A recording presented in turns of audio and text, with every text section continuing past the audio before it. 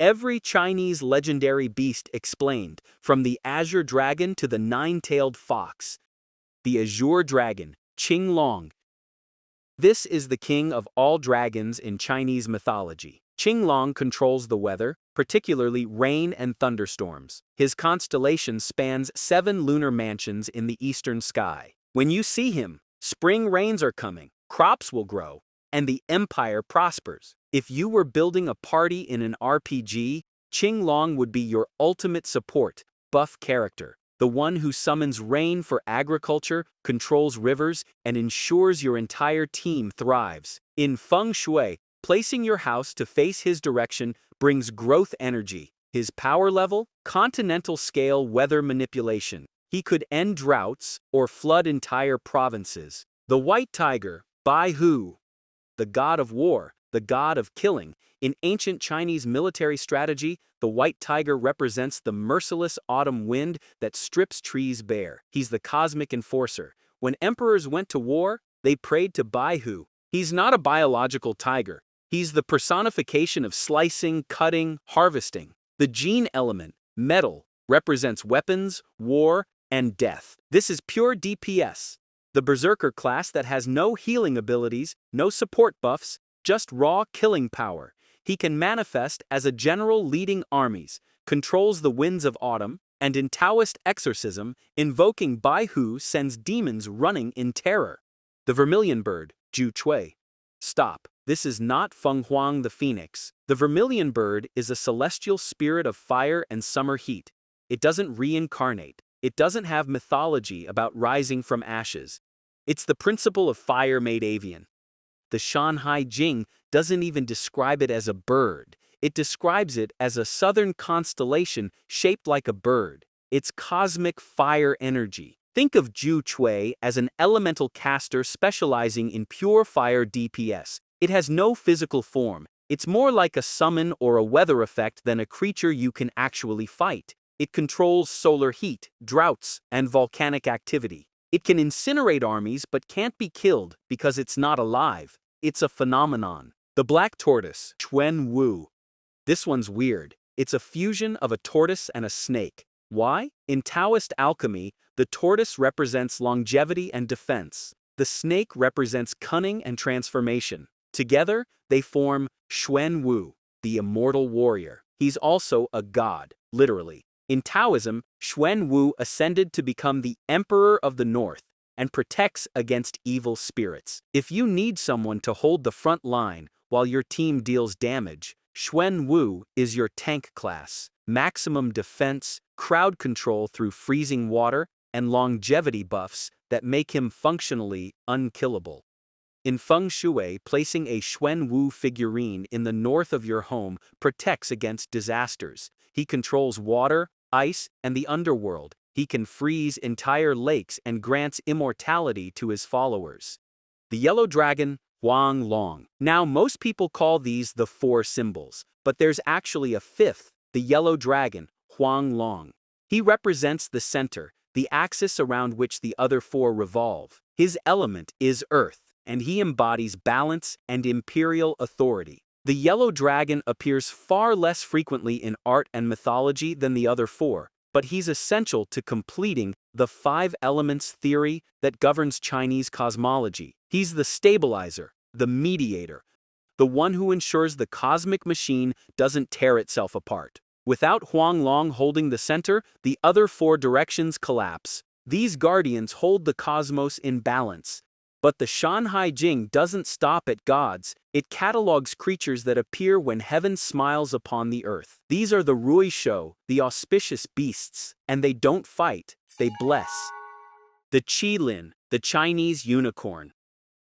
This is the gentlest beast in all of Chinese mythology. According to the Shan Hai Jing, the Qilin appears only during the reign of a benevolent ruler or when a sage is born. It walks so carefully, it doesn't crush grass. It eats no living thing. Confucius's mother supposedly saw a Qilin before his birth. The Japanese borrowed this creature and called it Kirin. Yes, the beer is named after this.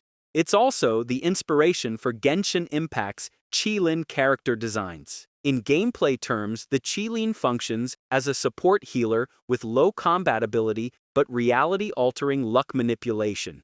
Its mere presence causes peace, wars end, and crops flourish. It can detect evil on sight and grants wisdom to rulers, basically a walking blessing with hooves.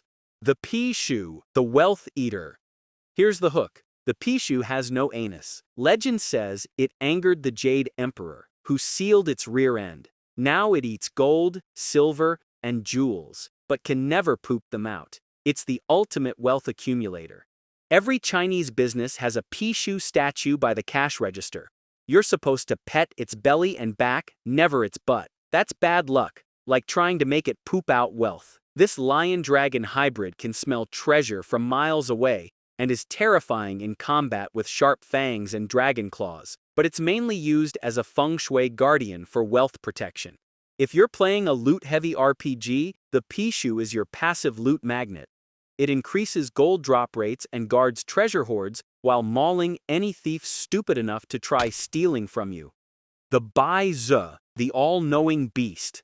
According to legend, the Bai Zi appeared before the Yellow Emperor, Huangdi, and taught him about 11,520 supernatural beings, every demon, ghost, and spirit in existence, plus how to defeat them. It's literally the Wikipedia of monsters. The Shan Hai Jing itself might be based on knowledge from the Bai Zi. This white lion-ox creature with 6 eyes, 2 on its face, 2 on its sides, 2 on its back, has omniscient knowledge of all supernatural threats. In medieval China, people hung Bai Zi talismans to ward off demons.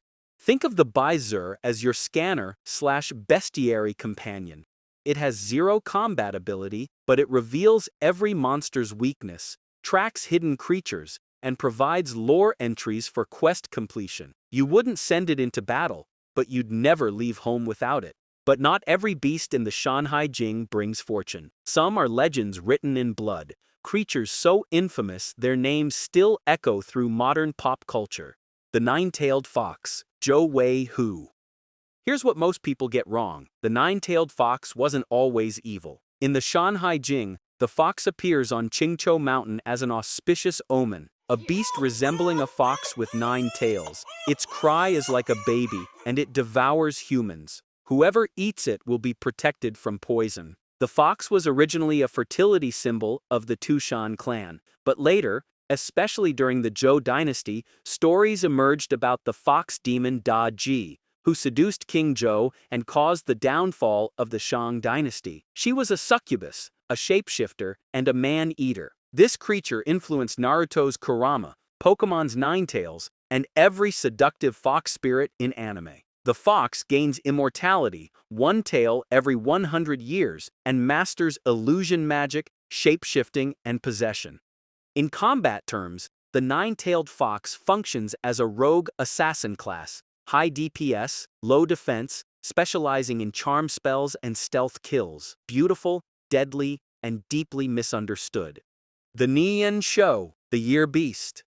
This is the reason Chinese New Year exists. The Nian Shou was a sea monster that emerged once a year to devour crops, livestock, and children. Villages lived in terror until one year. An old beggar arrived. Some say he was a god in disguise. He told the villagers about the beast's 3 weaknesses: the color red, loud noises, and fire. The villagers hung red cloth, set off bamboo explosions, the first firecrackers, and lit torches.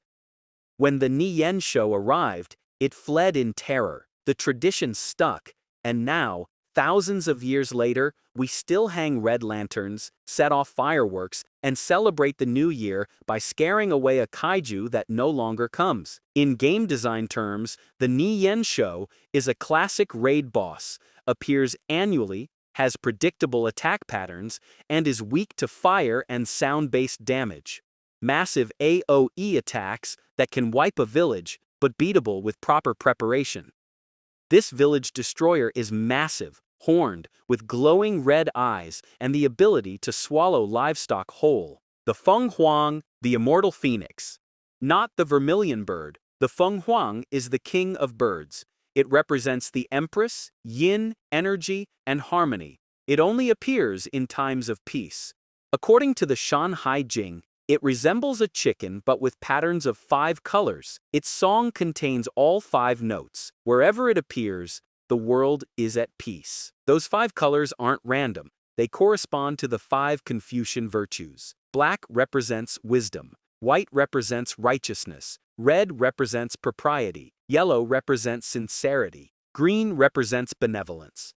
The Feng Huang doesn't just look beautiful, it embodies moral perfection. The Feng Huang is paired with the dragon. Emperor equals yang, empress equals yin. Together, they symbolize marital harmony. You'll see them on wedding decorations.